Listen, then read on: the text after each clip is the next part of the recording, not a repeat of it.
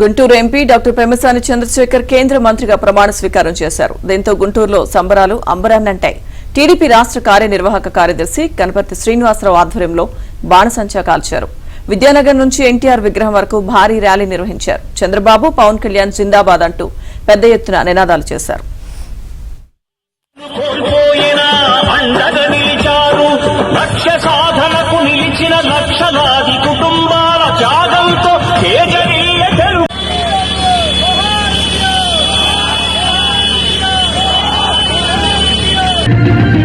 పౌరుషాల పురిటిగడ్డ తెలుగు నేల అంటూ స్థాపించను Telugu party NT రాముడు.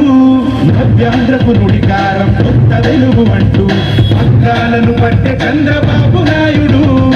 ఏ బడుగుకైనా వెన్నుదన్ను నిలిచి ఏ మహిళకైనా సాటి లేనిది నాడు. సింహాలై చూపాలిక ఆంధ్ర పౌరుషం, ఎన్నికలో నిలపాలి జాతి గౌరవం.